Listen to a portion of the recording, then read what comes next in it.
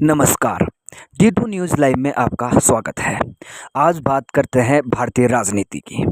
भारतीय राजनीति में एक नई पार्टी शामिल होने जा रही है और भारतीय राजनीति में एक नया चेहरा सामने आ रहा है जो सभी राजनीतिक पार्टियों के समीकरण को बदल रहा है।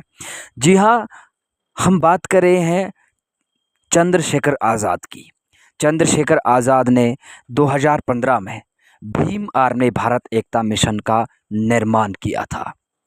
जिस तरह से बेबाक बात रखने के लिए और निडर और निष्पक्षता से समाज के मुद्दों को सरकार के सामने के रखने के लिए चंद्रशेखर जाने जाते थे और उसी अंदाज में लोगों को पसंद आना शुरू हुए।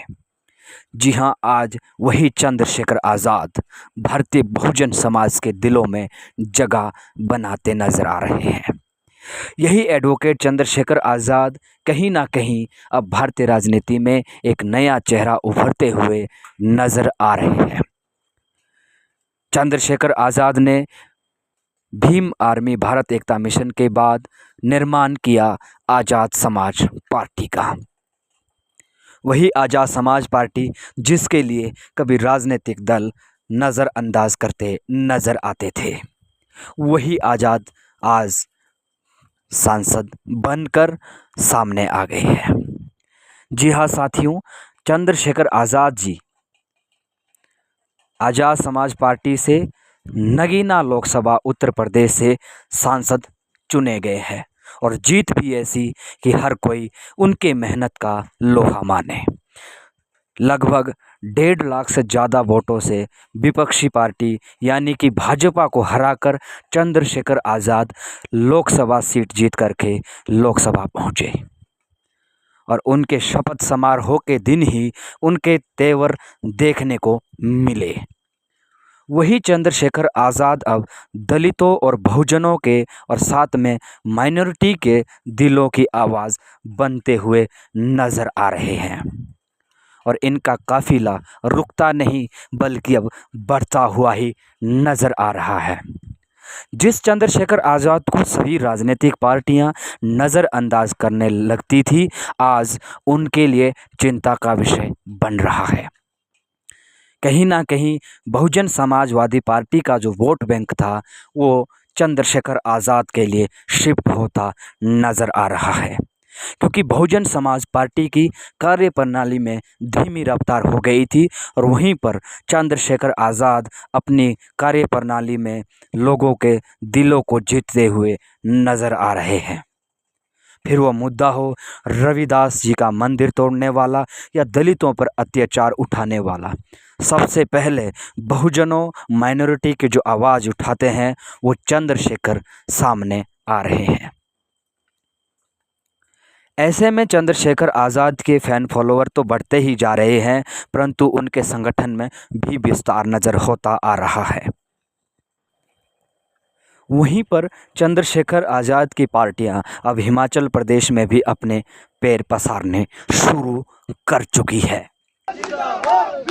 अब सभी को बता दें कि बीते 2 दिन पहले 6 और 7 तारीख को भीम आर्मी भारत एकता मिशन की समीक्षा बैठक का एक आयोजन किया गया था।